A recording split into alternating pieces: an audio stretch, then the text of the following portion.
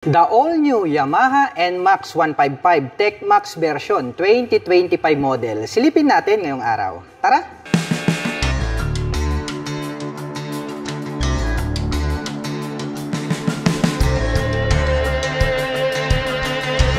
Yamaha NMAX 155 TechMax version 2025 model. Napakaastig po pala talaga ng body and design nito pong kanilang bagong Yamaha NMAX 155. Lalong-lalo na po yung pagkakadisenyo nito pong kanyang bagong headlight dahil gumagamit po ito ng dual projector lights para po rito sa kanyang main headlight. At kung inyong tititigan ito pong kanyang daytime running light, para po siyang nanlilisik na mata ng robot at nahahawig po talaga ito pong pagkakadisenyo ng kanyang muka sa Gundam. At located naman po rito ito pong kanyang mga LED na turn signals. At ito pong kanyang windshield is glossy black color po ito, malapad, at ito po ay naka-fix.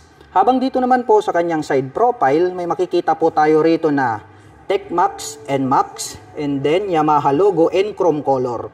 Dito po natin marirecognize ito pong premium variants nito pong Yamaha NMAX 155. Dumako naman po tayo rito po sa kanyang front suspension. Ito po ay gumagamit ng traditional telescopic fork. Combination po ng matte black at dark magma, ito pong kanyang front fender. At ito po ay equipped with single rotor disc brake with single pot caliper na black color. At ito po pala ay meron na po siyang ABS, also known as anti-lock braking system. At ito po ay naka-dual channel ABS. So meaning to say, magmura po rito sa harapan hanggang doon sa likuran ay meron na po siyang anti-lock braking system. So para po sa mga hindi pa nakakaalam, ito pong ating ABS, ito po yung pinaka-safe na preno nowadays. From the word anti-lock ay hindi po maglalak yung inyong mga preno dito po sa harapan o likuran pagdating po sa mga sudden stop. Dahil nga po ang ABS ay nakakapagbigay po ito ng smooth na braking power. Mapunta naman po tayo rito po sa kanyang cast wheel. Gold color po pala ang cast wheel nito pong kanilang TechMax version. At ang sukat naman po ng kanyang gulong rito po sa harapan, ito po ay mayroong sukat na 110 by 70-13. At ito po ay naka-tubeless na. Mapunta naman po tayo rito sa bandang gitna. Gray color po pala. Ito pong kanyang fuel tip combination with black. At ito po pala ay mayroong fuel tank capacity na 7.1 liters. At mayroon naman po itong fuel consumption na 45 km per liter. At napansin ko lang ito pong kanyang upuan. Napaka-premium din po ng kanyang dating. Combination po pala ito ng black and then dark gray. At yellow color naman po yung kanyang pagkakatahi, makapal. Kaya masasabi natin na matibay. At napakalambot din po nito pong kanyang upuan. Kaya napaka-komportable po niyang sakyan. Buksan naman po natin ito pong kanyang underseat compartment para makita po natin ito pong kanyang seat storage. Pabilog po ito at malalim rito sa bandang unahan. Sa tansya ko naman po ay kasyang-kasya naman po rito ang isang full face helmet. At bukod dyan ay marami na rin po kayong mailalagay rito na personal na gamit. Close po natin ito pong kanyang upuan. Itim po ang kulay nito pong kanyang V-shape design na integrated na grab bar. At dito po sa kanyang side profile, dark magma po ito, naka-emboss. And then may nakalagay naman po rito na NMAX 3D emblem na bronze color. At combination po pala ito ng dark magma, black, and then silver color dito po sa bandang harapan. At ito pong kanyang pillion board, napakalapad po pala. Habang aking tinititigan, more spacious po ito pong kanyang footboard. At mayroon naman po itong footrest extension. At mayroon naman po itong rubber cover on top na anti-slip. At ang Yamaha NMAX TechMax version ay mayroon po itong 770mm na seat height. Ngayon naman po ay susubukan nating sakyan para malaman natin kung gaano nga ba ito kataas. Napakababa po pala neto. Malaki lang po siyang tignan pero ang kagandahan niyan ay friendly po yung kanyang seat height at ground clearance. Kaya kung inyong makikita ay talagang lapat na lapat yung ating paa. At para po sa mga magtatanong, ang aking height is 5'6" po. At talagang masasabi ko na more comfortable po ito para sa mga tulad ko na 5'6" in height. Ganito naman po siya sa side view. Kitang-kita nyo naman, lapat na lapat yung ating mga paa. At sa tansya ko naman ay kayang-kaya po itong i-manage na mga 5 platin above. At dito naman po sa kanyang side stand, equipped na po pala ito ng side stand engine cut-off switch. So once po na naka-engage itong kanyang side stand ay hindi na po mag-o-on at tatakbo itong ating scooter. Kaya safe na safe tayo pagdating po rito sa kanyang engine kill switch.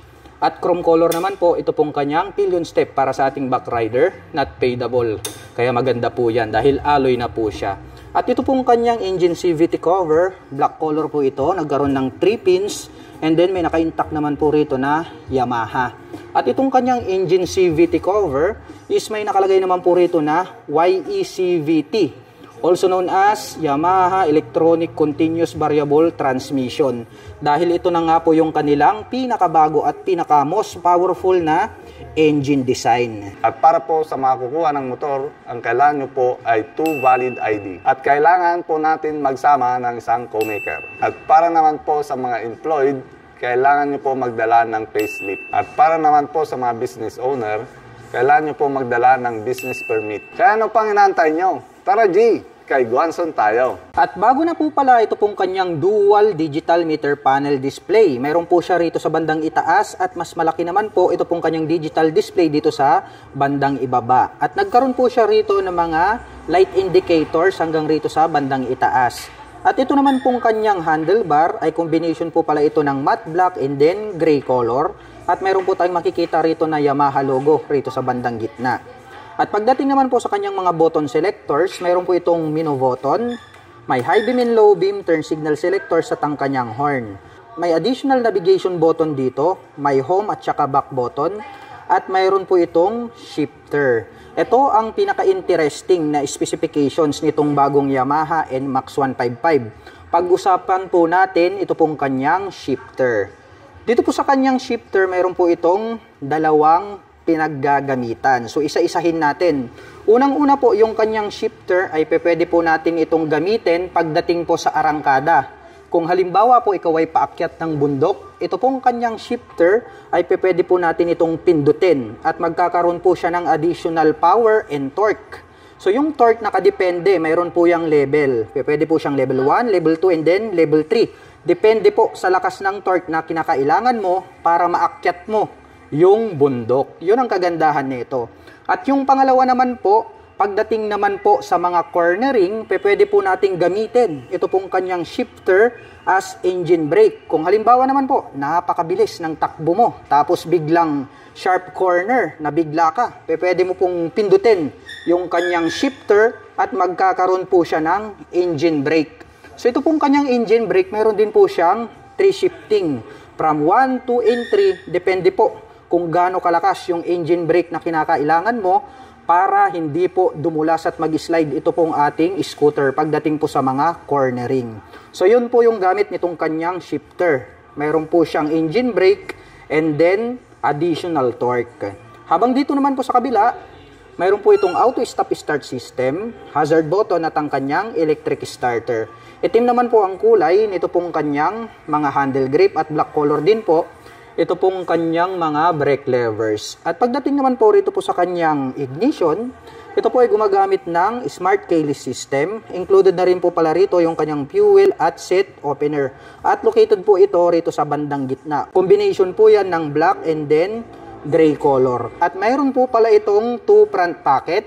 Dito po sa kabila, mayroon pong door. Buksan po natin. Medyo malalim din po ito at pwede po tayong maglagay rito ng gloves. Habang dito naman po sa kabila, mas malalim po ito, maluwag at open po ito. Pwede po tayong maglagay rito ng bottled of mineral water, mobile phones, etc. At bukod dyan, mayroon na rin po pala siyang integrated na USB Type-C port. Gagamit ka na lang po rito ng USB cable, ay pwede ka na pong mag-recharge ng inyong mga dalang mobile phones and gadgets. At dito naman po sa bandang gitna, may nakalagay naman po rito na Yamaha Motorcycle Connect, also known as Y-Connect. So pwede po nating i-connect yung ating mga mobile phones para ma-access po natin yung internal system nito pong Yamaha NMAX Gaya po ng last parking location and then engine check warning, etc. Silipin naman po natin ito pong kanyang taillight. Bago na rin po pala yung pagkakadesenyo nito pong kanyang taillight. More aggressive din po yung kanyang dating. Dito po sa bandang itaas, nandirito po yung kanyang brake light. At mayroon naman po tayong Yamaha logo na chrome color makikita rito sa bandang gitna. At located naman po rito sa bandang ibaba, ito pong kanyang mga LED na turn signals. At ito po yung kanyang plate light, ito pong naka-emboss na to. At ito pong kanyang rear fender, ang kanya pong nagsisilbing plate holder. At mayroon po siyang light reflector dito sa bandang ibaba. At mayroon pa po rito sa magkabila, bilog naman po yan. At pagdating naman po rito po sa kanyang rear suspension, ito po pala ay equipped with dual sub-tank shock absorber. Impressive, no? Naka-dual sub-tank shock absorber na po siya ngayon. At ito pong kanyang canister is bronze color po siya. At itim naman po ang kulay nito pong kanyang coil spring. Mapunta naman po tayo rito po sa kabila. Silipin naman po natin ito pong kanyang rear braking system. Ito po ay gumagamit ng single rotor disc brake with single pot caliper na black color. At gaya nga po ng sabi ko sa inyo, mayroon na po itong ABS sa harap at likod. Gold color naman po ang kulay nito pong kanyang cast wheel. At ang sukat naman po ng kanyang gulong rito po sa likuran, ito po ay mayroong sukat na 130 by 70-13. At ito po ay naka-tubeless na. At ito pong kanyang stock pipe, all black po ito hanggang itong kanyang head protection guard. At mayroon naman po itong single exhaust. At ito po pala ay gumagamit ng liquid cooled para po rito sa kanyang cooling system. At pag-usapan naman po natin ang kanyang engine specifications. Ang Yamaha NMAX TechMax ay meron po itong 155 cubic centimeter engine displacement. Naka single cylinder, single overhead cam, 4-stroke with 4 valve. At nakakapag-provide po ito ng maximum power na 11.3 kW at 8,000 RPM. Habang nakakapagbigay naman po ito ng maximum torque na 14.2 Nm at 6,500 RPM. At ang presyo po ng pinakabagong Yamaha NMAX 155 TechMax version 2025 model ay nagkakahalaga po ito ng 175,900 pesos. At kung gusto mo naman pong kumuha ng hulugan ay kailangan mo pong mag-down payment ng 39,800 pesos. At mayroon naman po itong 7,501 pesos sa loob po yan ng 3 taon. At para naman po sa mga nakapanood ng video na ito at interesado pong maglabas ng mga Yamaha motorcycle, ay maaari nyo po silang puntahan at bisitahin. Dito lamang po yan sa Binalonan, Pangasinan.